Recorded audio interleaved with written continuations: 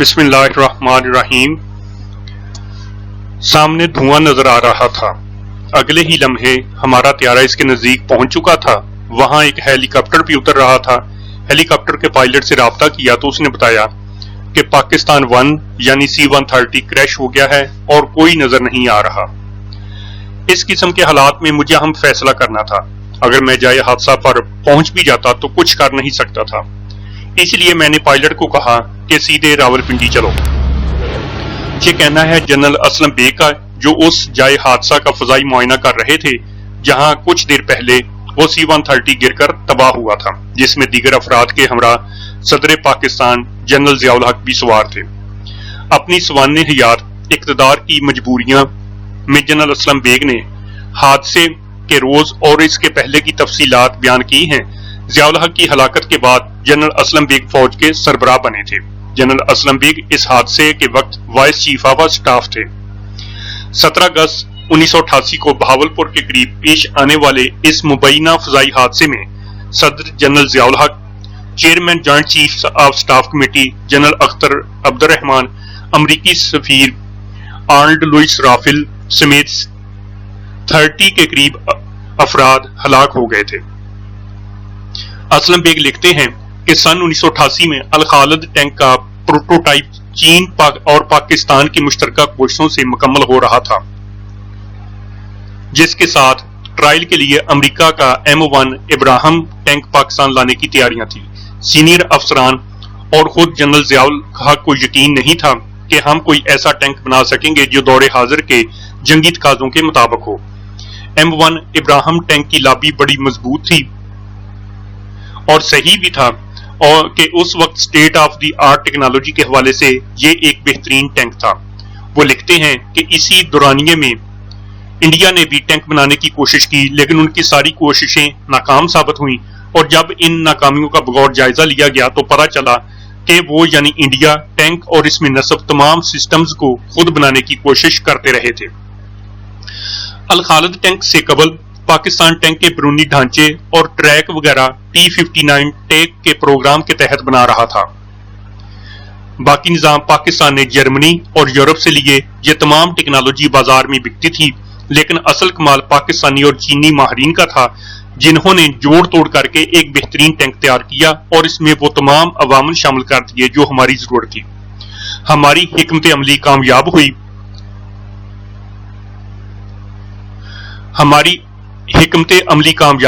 अल Khalid tank के 3 नमूने तैयार हुए और हतमी टेस्ट के लिए अल खालिद और M1 टैंक मुल्तान पहुंच गए।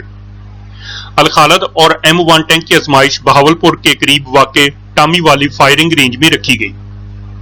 असलम बेग लिखते हैं कि बहावलपुर जाने के लिए GHQ ने अहम शख्सियात और मुतलका अफसरान की 2 फहरिस्तें तैयार की। एक जनरल जिया का ग्रुप था और दूसरा chairman joint chief of staff committee general Akhtar Abdurrahman का। दूसरे ग्रुप ने 3 दिन बाद ट्रायल देखना था, जबकि पहला ट्रायल 17 अगस्त को था। इससे एक दिन पहले जनरल अख्तर अब्दुर्रहमान मुझे गाफ कोर्स में मिले और शिकायत की कि इन्हें पहले ग्रुप में क्यों नहीं रखा। मैंने कहा असूल के तहत सब सीनियर अफसरान एक त्यारे में सफर नहीं करते, जिस पर वो खामोश हो गए। जनरल असलम बेग मजीद लिखते हैं कि 17 अगस्त को जनरल जियाउल हक तकरीबन सुबह 11 बजे काफिले के साथ अपने खसूसी जहाज C-130 से बहावलपुर पहुंचे। जियाउल हक के बहावलपुर पहुंचने से पहले असलम बेग उनके इस्तकबाल के लिए बहावलपुर पहुंच चुके थे। जब जियाउल हक आए तो उनके साथ जनरल अख्तर अब्दुर्रहमान, अमरीकी सफीर, उनके मिलिट्री सेक्रेटरी और दीगर मुतलका अफसरान थे। एयरपोर्ट के लाउंज में फ्रेश अप हुए और 2 हेलीकॉप्टरों में मेहमानाने खसूसी टामे वाली रेंज की तरफ रवाना हुए। ट्रायल टीम के सरबराह मेजर जनरल महमूद दरानी अपने साथियों के हमरा वहां मौजूद थे।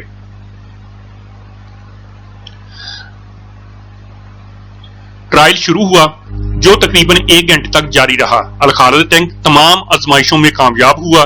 अमरीकी इब्राहिम M1 टैंक सिर्फ चंद एक आजमाइशों में कामयाब हुआ। इसके नतीजे पर सबको हैरत हुई, लेकिन अपनी आंखों से दोनों टैंकों की कारकर्दगी देखने के बाद शक व शुबे की गुंजाइश नहीं रही। असलम बेग के मुताबिक आजमाइशी मश्क देखने के बाद वो तकरीबन 1:30 बजे बहावलपुर के लिए रवाना हुए और हेडक्वार्टर में तमाम शुरका के लिए खाने का इंतजाम था। ظہر کی نماز پڑھی۔ اس کے بعد وہاں موجود بہاولپور کی کچھ شخصیات کے ساتھ جنرل ضیاء نے ملاقات کی اور پھر تقریباً 4:30 بجے وہ بہاولپور ایئرپورٹ کے لیے روانہ ہوئے۔ میں جنرل ضیاء کے ساتھ تھا اور انہیں جہاز تک چھوڑنے آیا۔ سب لوگ جہاز میں بیٹھ چکے تھے۔ جہاز میں داخل ہوتے ہوئے انہوں نے کہا کہ آپ بھی آ رہے ہیں؟ آئیے، مگر آپ کا تو اپنا جہاز ہے۔ جی ہاں، میں اپنے جہاز سے آؤں گا، اللہ حافظ۔ ان کا جہاز ٹیک آف ہوا۔ اس کے بعد میں بھی روانہ ہوا۔ اسلم بیگ لکھتے ہیں کہ ابھی کوئی 10 منٹ ہوئے تھے کہ ان کے پائلٹ کرنل منہاج نے پریشانی کے عالم میں بتایا، سر اسلام آباد کنٹرول کا پاکستان 1 سے رابطہ نہیں ہو رہا ہے۔ میں بھی کوشش کر رہا ہوں لیکن کوئی رسپانس نہیں ہے۔ سب دعائیں پڑھنے لگے۔ پائلٹ نے بتایا سامنے دھواں نظر آ رہا ہے اور دوسرے لمحے ہمارا جہاز اس کے نزدیک پہنچ چکا تھا۔ ایک ہیلی کاپٹر بھی اتر رہا تھا جو ملتان جا رہا تھا۔ ہمارا جہاز اوپر چکر لگاتا رہا۔ ہیلی کاپٹر کے پائلٹ سے رابطہ کیا گیا۔ انہوں نے بتایا کہ C-130 کریش ہو گیا ہے، آگ لگی ہوئی ہے، کوئی نظر نہیں آ رہا۔ اسلم بیگ بتاتے ہیں کہ GHQ رابطہ کیا تو وہاں حالات پرسکون تھے۔ حکم دیا فارمیشنز کو ریڈ الرٹ کر دو اور اگلے حکم کا انتظار کرو۔ میرے ساتھ جہاز میں بیٹھے ہوئے افیسرز میری طرف دیکھ رہے تھے اور میں گہری سوچ میں ڈوبا ہوا تھا۔ مجھے فیصلہ کرنا تھا کہ اقتدار اپنے ہاتھ میں لینا ہے یا اسے دینا ہے جس کی امانت ہے۔ ذہن میں والد کی نصیحتیں چل رہی تھی کہ حقدار کو اس کا حق دیں، کیونکہ 1985 کے بعد 1988 میں بھی میں نے جنرل ضیاء الحق کو مشورہ دیا تھا کہ الیکشن کرائیں اور اقتدار عوام کو سونپ دیں۔ اب جب حالات نے مجھے اس مقام پر لا کر کھڑا کیا تھا اور مجھے خود فیصلہ کرنا تھا تو دیے گئے مشوروں کے برعکس فیصلہ کرنا مشکل تھا۔ میں نے فیصلہ کیا کہ اقتدار عوام کی امانت ہے، انہی کو دیا جائے گا۔ GHQ پہنچنے سے پہلے میں نے chief of naval staff admiral Saad Ahmed Khan اور chief of air staff air chief marshal Hakimullah کو پیغام دیا کہ وہ فوراً GHQ پہنچے۔ Director general ISI lieutenant general Hamid Gul اور جج advocate general brigadier Aziz Ahmed Khan کو بھی بلا بھیجا۔ آدھے گھنٹے کے اندر چاروں پہنچ گئے۔ میں نے ساری صورتحال انہیں بتائی اور مشورہ کا طالب ہوا۔ سبھی نے وہی مشورہ دیا جو میرے دل میں تھا۔ جنرل اسلم بیگ کا دعویٰ ہے کہ فوجی قیادت کا یہ متفقہ فیصلہ تھا کہ آئین کے مطابق چیئرمین سینٹ غلام اسحاق خان کو بلایا جائے اور اقتدار کی ذمہ داریاں ان کو سونپی جائیں۔ غلام اسحاق خان پہنچے تو انہیں کہا گیا کہ ضروری انتظامات کرنے کے بعد 90 دنوں کے اندر اقتدار عوام کے نمائندوں کو سونپ دیا جائے۔ آپ کے اس کام میں تعاون حاصل ہوگا۔ 10 بجے تک صدر غلام اسحاق خان نے قومی نشریاتی رابطے پر قوم سے خطاب کیا۔ جنرل ضیاء کے انتقال کے 3 گھنٹوں کے اندر آئین بحال ہو چکا تھا۔ انتقال اقتدار کی کارروائی کا آغاز ہوا جسے 90 دنوں میں مکمل ہونا تھا۔ یہ فوج پاکستان کا فیصلہ تھا۔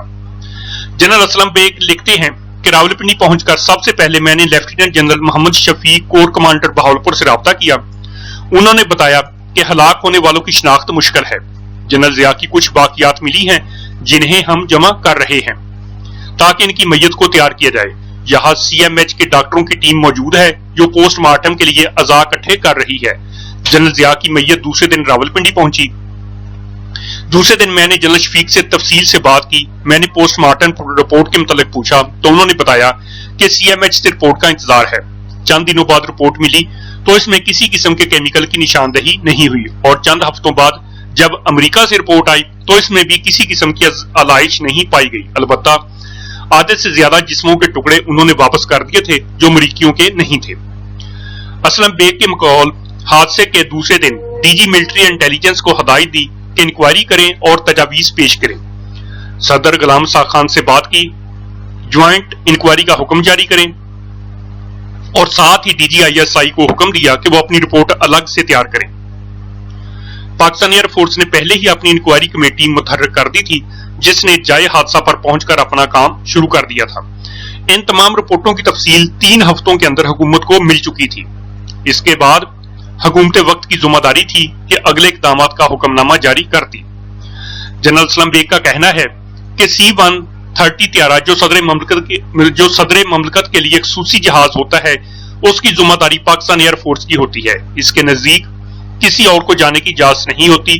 جو سامان بھی جہاز میں رکھا جاتا ہے اس کی تلاشی ہوتی ہے، جو مسافروں کی لسٹ بنتی ہے وہ صدر کے آفس کی ذمہ داری ہوتی ہے۔ 4 हफ्तों के अंदर अंदर पाकिस्तान एयर फोर्स की इंक्वायरी और तीनों दूसरी इंक्वायरियों की तहकीकात के मुताबिक ये बात वाज़ेह हो गई थी कि किसी केमिकल या गैस की कोई भी निशानदही नहीं हो सकी। जब जहाज डगमगाने लगा तो अंदर से किसी ने पायलट का नाम लेकर पुकारा था कि क्या हो रहा है, लेकिन पायलट की तरफ से कोई जवाब नहीं मिला। जैसे इस बात की तस्दीक भी हुई कि गालबन किसी क्रेव मेंबर ने यह बात कही हो जिसे मॉनिटरिंग डेस्क ने ना सुना हो। पायलट ने SOS भी नहीं मांगा। इन्हीं बातों से शुबा होता है कि शायद इस हादसे के पीछे कोई साजिश थी। वो लिखते हैं कि बेनजीर भुट्टो जब वज़ीर-ए-आज़म बनी तो मैंने इन्हें मशवरा दिया कि वो हादसे की क्रिमिनल इंक्वायरी कराएं ताकि हकायक सामने आ सके, लेकिन उन्होंने बंदियाल कमीशन बनाया जिसकी रिपोर्ट ये थी कि एक डिक्टेटर का यही अंजाम होता है जिसने इनके वालिद को फांसी दी थी। जब नवाज शरीफ वज़ीर-ए-आज़म बने तो उनसे भी यही दरख्वास्त की। उन्होंने भी जस्टिस शफीउर रहमान की सरबराही में एक जुडिशल कमीशन बनाया। वो भी इसके सामने पेश हुए, लेकिन इसने भी इस वाक़े को हादसा करार दिया। इसी तरह अमेरिका और C-130 जहाज बनाने वाली कंपनी के मुताबिक जहाज के अंदर हर एक तकनीकी खराबी के सबब ये हादसा पेश आया है।